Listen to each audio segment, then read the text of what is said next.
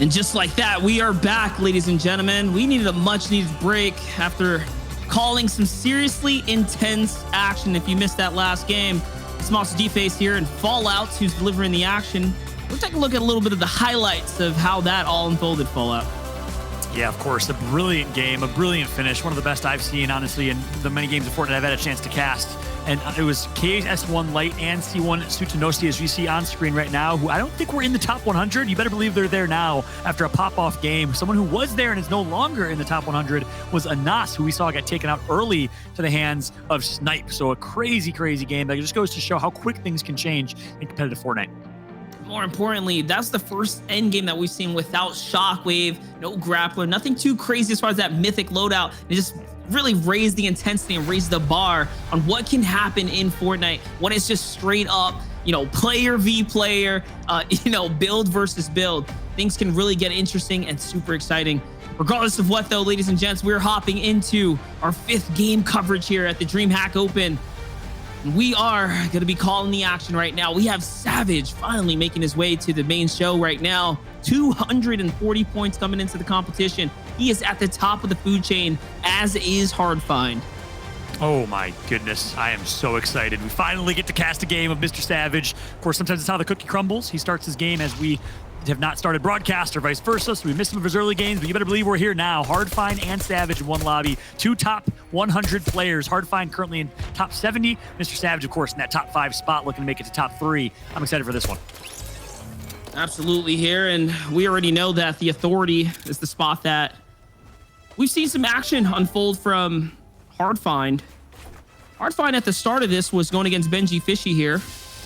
Not too sure how Benji's holding up in the competition. I've seen a little bit of a teeter-totter between the two, but just according to the points and how things stand right now, Hardfind seems like he's finding a fair amount of success here. That's exactly right. Benji Fishy top 50. Hardfind currently sitting in 77th with 177 points. You just saw it on screen, but it's about 169 points to qualify as it currently stands. And these numbers are changing so quickly. Jorberry on the fringe, Mexay of Enterprise on the fringe as well. Sutanosu we just saw on the fringe. Jans from AEQ. One thing I gotta say, a lot of Germans showing up. Germany is showing up great here as we see Hardfind right now on screen with a great start. Another 2 points right there, or 2 elims, I should say, which is gonna be a hefty swing in the point threshold for him. As you can see why he's sitting so pretty right now. I'm pretty sure if Hardfind keeps this up towards the tail end, he is very much comfortable for grand finals right now as it stands. This is what we hope to see from a lot of the competitive vets right now. As far as who's here, though, there's still 4 more threats. Think about it. He's taken out 2, not to mention how many others is probably grabbed. And there's still 4 threats left, but Joe FN is going to be the one who grabs the grappler. He skated to the outskirts, so I don't know if Hardfind's going to be able to secure it this time now. Yeah, I think it's a smart decision from Joe as well. You have the grappler, you can rotate out of the first fight, and now you have basically free rotations towards the end of the game. Live to fight another day. I think it's a wise decision. Meanwhile, Hardfind with 2 eliminations to his name. No mythic items just yet. We still are not sure where the mythic drum gun is here from Authority. That might be up for grabs, or someone might have it. Might be up for grabs in terms of getting elimination. We will see. Ooh, look at this. Uh-oh. He's got 2 players in the vents here. Remember, what you can do right now is throw a little cone down, and it'll insta-explode these things. A little highlight from Scale down in the corner from his earlier kind of opening runs. I know that's a player that a lot of you guys have expressed interest in. Not too sure how he's standing in the current competition, though. We haven't got a full coverage on him yet. I did think we just got word that Benji's doing pretty good somewhere in the middle of the pack right now on his way to grand finals. Here's Chapix, though. We saw him in the top 10 earlier. Yep. Benji top 50. Chapix though on screen. We know Scally is not within the top 100 is what we know as it currently stands. On board with Chapix to start. Let's see where he can go. Meanwhile, Atlantis. From Atlantis in this fight. Another one. Leshy. That was Leshy right there. Was it Leshy? Yeah, nice. Yep.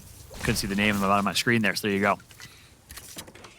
Okay, what is Chapik's situation right now? Let's take a look here. He's got 2 chug splashes. Nice little lay of the land as well. Some threats nearby, so he is probably going to be crossing paths with them sometime soon here. Yep. Looking pretty good, though. On the rotation. Yep, he has peppers in his inventory as well. He's going to hold on to those for late game. And basically, if you pop those within the last 1 or 2 rings, you essentially have fast movement, especially for tunneling, which is huge, how fast you can build. If you can build that fast, that is. These players, something tells me they can in those late games. So you want to usually hold on to those late game if you can, or in a moment like this where you see one, you get some damage on him, maybe a dink or two, and then you can close the gap really quickly with those peppers. And it looks like he's actually going to be approaching one. Doesn't know it yet, but it's Ryan Martin. I was going to just say, let me be the first to clear it. Oh, they can keep up with the peppers. I've seen it firsthand. Dude, I'm telling you, they do some incredible things, man. You'd be surprised at how much they can keep up with the APM. The peppers just honestly probably give them a little high in the moment.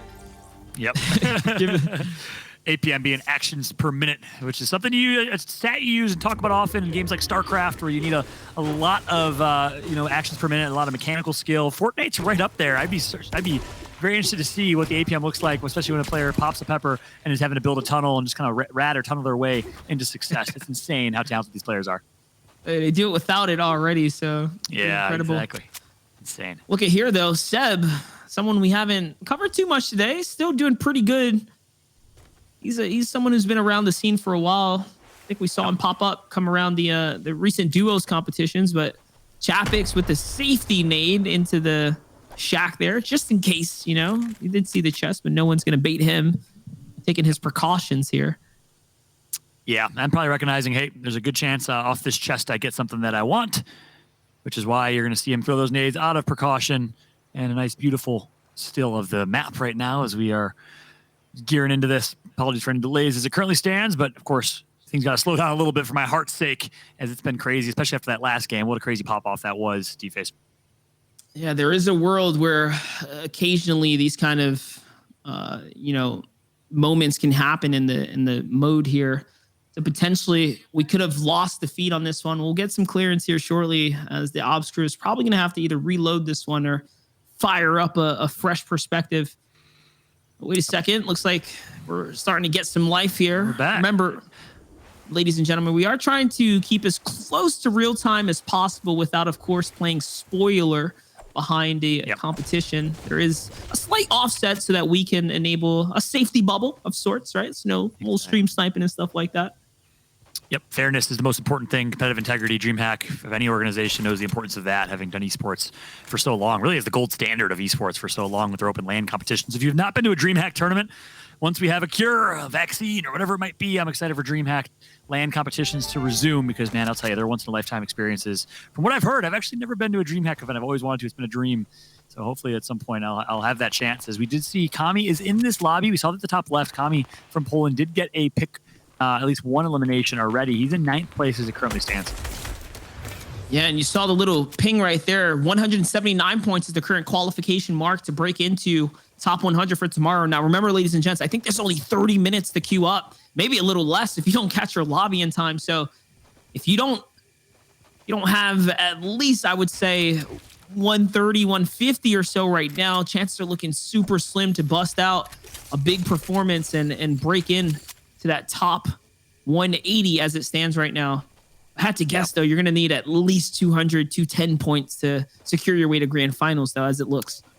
Yep, agreed. With 30 minutes left in these lobbies, I'm gonna put this around the same 210, 215, maybe even a little bit higher than that. And a quick update, though, as we were talking about him earlier, Benji Fishy must have just had a pop-off game because he's currently in 8th place with 253 points. He's right there alongside Reason, Janice, many others. Kami, of course, in 3rd at 269. So only about 15 points separate Benji from the top 3.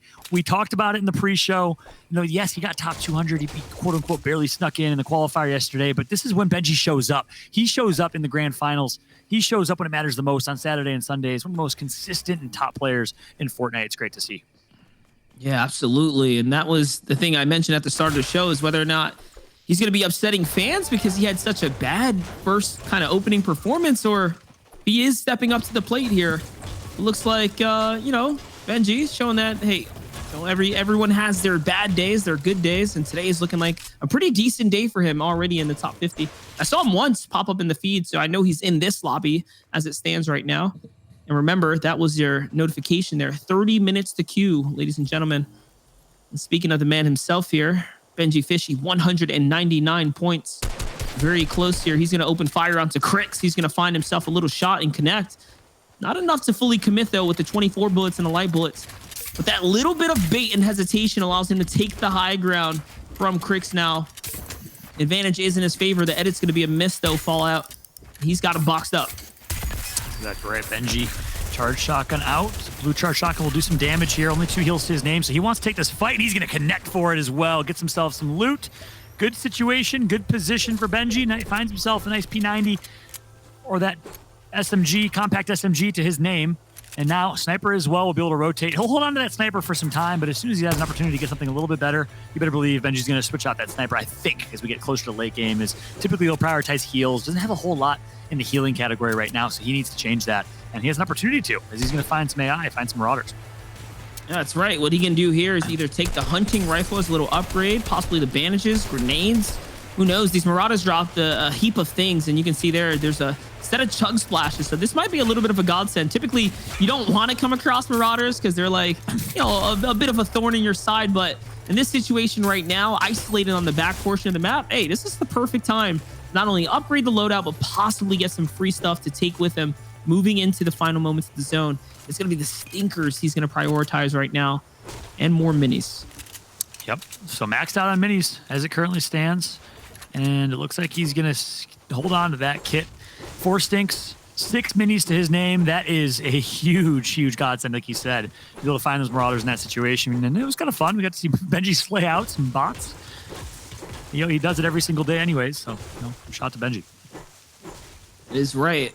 You can see now the time is of the essence. It's going to be a rotate that he's going to have to make here to get to the next zone. Zone is pushing a little bit eastern here, so it's going to favor him and a few others. You can see the little hurry up marker there. 184 points now to qualify. The bottom bar being raised game after game now. These players are looking to push the boundaries here. Players like Slove, 153 points. This is a massive game for him. It's really time to move the boulder and chuck it off the mountain right here. Get it rolling. He can just pick up a victory, pick up an end game. He'll be securing his way through.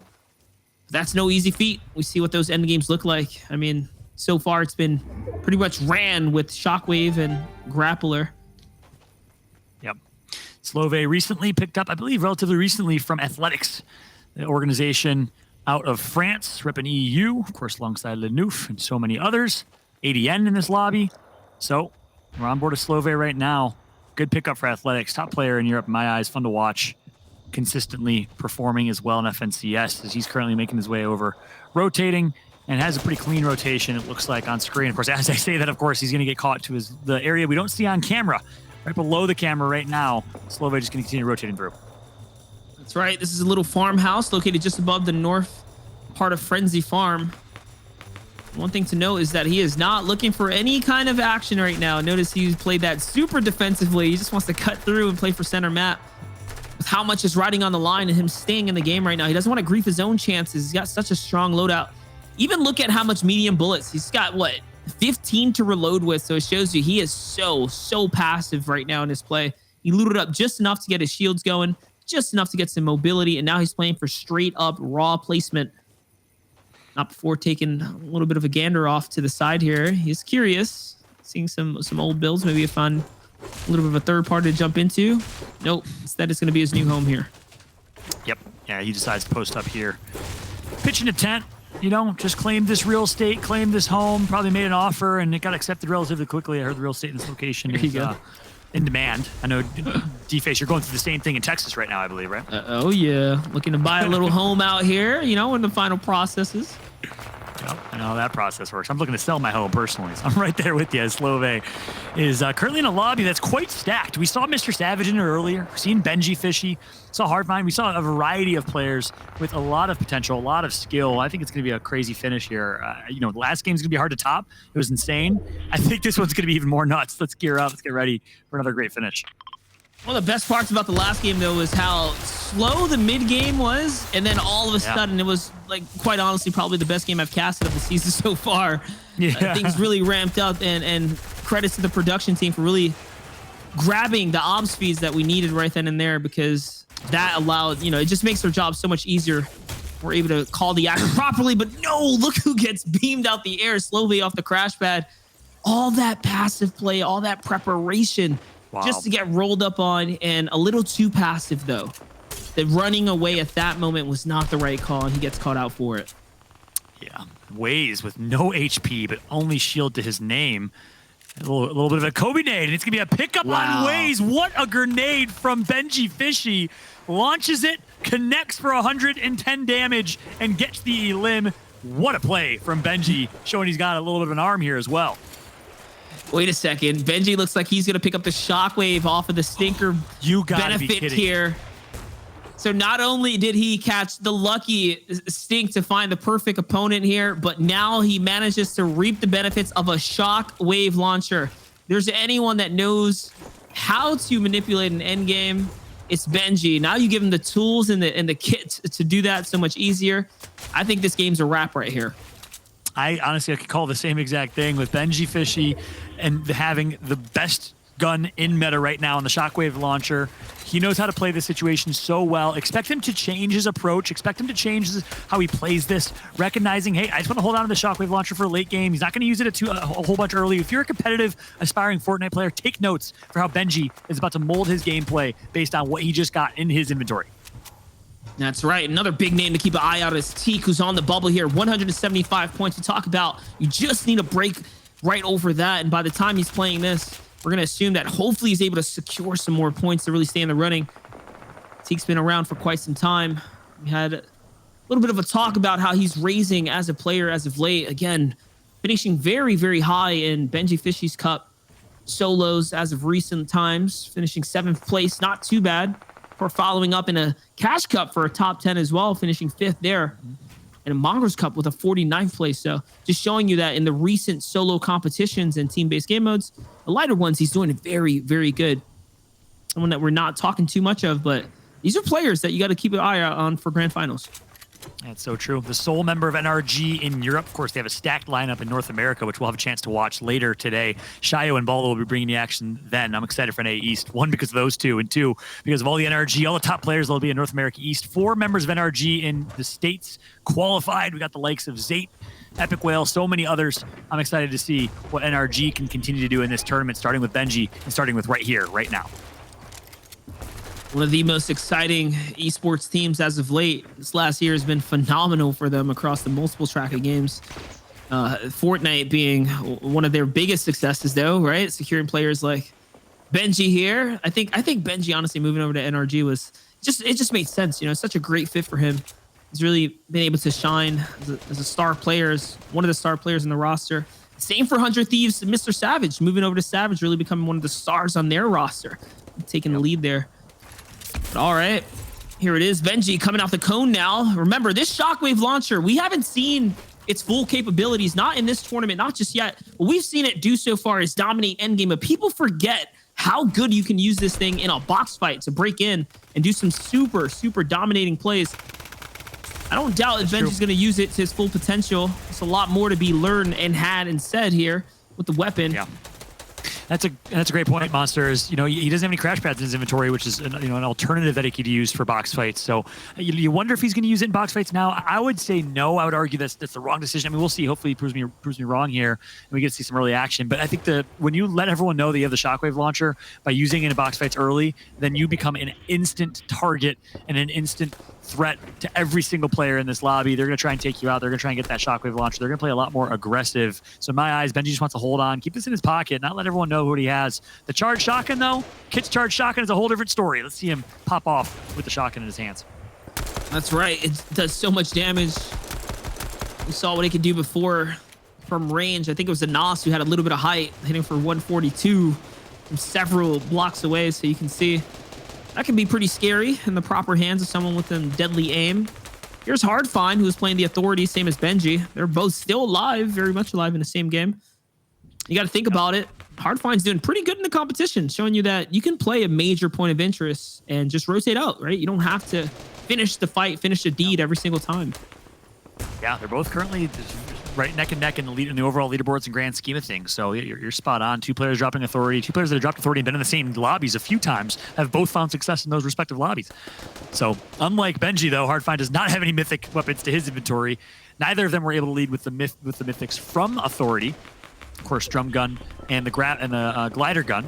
However, they do have Benji does have some mythics in his inventory as it currently stands. We don't know who has the glider. We don't know who has the drum gun, some of these other mythics that might make an impact. But again, it's Benji's game to lose at this point. He's playing perfect. So calm, so passive, patient as it currently stands. And meanwhile, just got an update in the bottom left of our screen. It's your boy, Janice, with another win in another lobby. Janice continues to pop off. And Janice is such a cool kid. Got the pleasure of doing a little interview with him right after he took FNCS Invitationals. Such a nice little bit of insight to really hear his perspective on how he plays. He's a placement-based player, willing to take his time and play for tags when he needs to. This game mode does favor catching more of the elim side of things, so I do wonder if the format now he's managed to switch up his gameplay, or if he's just staying true to what he knows how to do. Make it through to the end and play at that point. Only time will tell, as we are able, hopefully later this week, to jump into the replays and get some review content going. It's gonna be a lot of fun. A lot of great VOD reviews. They're going to follow this. Monster, I'm excited to watch it with you, Shio and team, and keep improving, keep learning every single week. But this one thing that was interesting about Benji, and again, I love how he's playing this. Benji, in a lot of scenarios, would have W keyed and actually played for an elim there, potentially at least tried to get in a box fight. But again, recognizing what he has in his inventory, he's like, I just got to survive. I just got to make it to late game because I'm going to be guaranteed at least 4 or 5 elims and a win if I can. I don't want to take unnecessary fights right now. Smart plays from Benji coming through in this rotation. Even though he was right on someone's tail, he opts not to take the fight. Even players like Flick too, right? 0 elims, but with how many points he has, I mean, all he has to do is continue to give himself that safety bubble off of the placement points. No need to do anything too reckless, especially when the lobby's doing it all for you. You hear the action unfolding, the stinker's coming out, and Benji's gonna find Scrib there with the stinker from up above. Just as we kind of talk about it, we know he came into this zone with about 4. Make that 3 now as he's utilizing them. So 2 elims falling to the stinks here. That's the thing about it too. It's inevitable damage. You can't avoid it. If it lands right on top of you, it's over. It starts to get instantly chipped away. Yeah, and goes to show the stink got him the mythics and got him another limb, got him 10 points from eliminations, got him 2 mythic items. If he didn't eliminate those marauders and actually take the time to fight that AI, get some of the loot, he would not be in this position right now, quite literally. So goes to show the importance of making every right decision every step of the way. The first pick that he got right before that as well as what obviously set him up for that. Benji's been blessed here, but he's been taking advantage of his opportunities. He's been very opportune, as now Benji's looking to continue that theme forward, as we're now on board with Flick, though, see what he can do in this late game. Yeah, Flick using a super unorthodox loadout. You see the 4 floppers there, which is kind of standard, but it's that golden pistol that we're seeing him kind of run here. He's making good use of it. I mean, you saw him finally pick up his first elimination right there. It's going to be 5 points swung in his favor. The launch pad finally coming out here, moving all the way across the zone, not before getting tagged, though. He's going to trade out HP for more of a deeper zone here. It's going to work out for him. I wonder if he's going to start looking back now, though. But remember, we talked about how they were all playing for just making it through. Yes, he's not looking to battle anyone nearby. Instead, he's going to focus his attention to the low ground. Good positioning here. He's got that pistol out and ready. And I love that rotation from Flick as well. Gets the speed boost on the drop and then recognizes, hey, I can take some storm damage because I got a flopper as well. I have 3 floppers actually at the time. Now he's down to just 1 flopper left in his inventory. 6 minis. Actually, sorry, 10 minis. He is just trying to survive. I mean, he's trying to play a late game here as much as he can. No AR in his inventory, though. He has the gold pistol instead, at least for now. Flick with the genius movement right there for a second. I thought he was going to catch a cheeky shot and a play there, but he is going to find someone else with the 58 walking through with the pistol. You can see how much damage it can do. It's so underrated. It's deadly accurate as well. Let's see, though. He needs to find his come up if he wants some shield, and yes, he is going to find it. He's going to find a huge elim right there, and that's going to be all him now. Top 20 as we're approaching the game here. Here's Benji Fishy's perspective. Shockwave launcher is going to come out. Vortex still playing the zone, though, and he's going to get chipped down multiple times before taking fall damage. So he touches a build on his way down, and out he goes. Here's Flick with some monstrous shots, though, back in the game. And you see, Fall, he hasn't even taken the upgrade. Yes, finally, now he has an AR. Yes, he does. An AR, and he has the glider gun. Circles are still large. He's going to be able to hit that rotation with the glider gun as well, coming from Authority, as now we'll use that to his advantage. And now Flick in a great position here. Got the loot he wanted, got the elims he wanted. A little bit late. Obviously, doesn't have any floppers anymore, but still has so much shield to his name. Flick's in a great position here, Monster. Yeah, he is, and I'm just trying to figure out how Vortex has managed to stay alive for so long in the storm. He was sitting there for several moments, so you have to think he had tons of floppers some way, somehow, and that's why high ground is his. Flick, though, who's been in a world of trouble for quite some time now, still does not have a lot of material, but I love this edit that he continuously sets up. It's the floor and opening up, and no, someone's gonna walk in and take him out, catching him off guard. And down he goes to Hardfind, who's now swinging his way up the competition, up the leaderboard here. Vortexers, the one that was just stormtrooping earlier, is going to connect for one as well, Monster. So in a game, exact opposite of what we saw last time. Last time we predicted, like watching the right two people. Now, this is a story we honestly have no idea how it's going to be told, as it changes over and over and over again. Hardfind now doing everything he can in his situation. Vortexers continues to pop off. On board with Hardfind at the bottom right of your screen here. Gets stuck in a very, very small box as he's going to edit his way out. Connects for the limb. Yes, he does. Huge pick for Hardfind. What a great find right there. And now he's back in the game here. He needs to buy himself 50 seconds to pop that splash. I don't think he's going to have it. No, he's going to get taken out. And now it's a 1v1. Vortexer, who has a little bit of height. He's got some competition, though. It's the grappler off to the side, which was drop courteous of the previous Elim here. And now it's a storm fight, and it's going down to the final moments. And again, the storm is going to secure it for Vortexer, who, again, I don't even know how he stood alive in the zone fallout. That's insane. So smart, so wise, and if you weren't looking precisely, you may have missed it in the corner of your eye. Of course, Monster sees everything. Vortexers, maybe 2 rings ago, 2 rotations ago, was sitting back in the storm with floppers, surviving, showing that flopper meta still is so incredibly strong. But he didn't just sit in the storm the entire game. He had to get back into the storm. He had to finish the fight, and he connected with a few more elims to come out on top of the win. A big win as we are now heading into our last games of each lobby. It's going to all come down to this, Monster. That he did, but of course we have Kelly on standby to get us caught up with her thoughts and how the action unfolded. What's up, Kelly? Yeah, man, congratulations to Vortexer there on that victory royale. But the one replay that I really want to look at is that Benji stink bomb onto Waze and then picking up the launcher there. Guys, tell me about this play right here. So it's one thing to have stinkers, it's another thing to time it onto someone who doesn't have any HP. And this is just that perfect, little bit of a luck factor. Not only that, he had this shockwave. It's kind of unfortunate, though, to see Benji pick up the best loot in the game, quite literally, and not take the victory. I thought that was going to be all she wrote for that lobby, but hey, it shows you that anything can happen. He just got unlucky, fell off the builds. Speaking of anything can happen, everyone, the standings right now, which we're going to take a quick look at, something that you guys were predicting, Janice at #1. Crazy to see the differences in just how he is performing today compared to yesterday. Reason still sticking up consistently at #2. And then we have Bryzer at #3 and Anas at 4. Any other names there you guys want to talk about? I'm just looking at how it's all unfolding. Crazy to see Janice taking the lead and by placement points. Then that's what I'm really focusing on. I asked that question throughout the course of the game because I know that he is known for placing, but to see him, continue to stay true to his game, even though the format favors some elims, is kind of impressive. It's really impressive. Yeah, I just want to point out, and I said it earlier, it's got to give respect where respect is due. Germany is showing up in a big way. Vortex, Janice, a few others performing incredibly well, representing their country. And I got to say, in a global affair, and of course, many different countries within Europe. Of course, we're going to be moving over to North America after this. Germany is standing up in a big way. That's what stands out to me the most. But I'm excited for this last game. We got 10 minutes left to queue lobbies. It's going to be insane how we see these things finish off. Very true, Fallout. Like you said, Germany representing 3 out of the top 5 right now. And for those of you wondering, the standings are constantly updating, guys. But it looks like 197 seems to be the cutoff point to make it to the top 100. We're going to be seeing these top 100s moving on to the grand finals tomorrow, where they are going to be competing for the $250,000. We're going to find out who those top 100 are going to be. But before we do that, we're going to take a quick break, everyone. So don't go anywhere.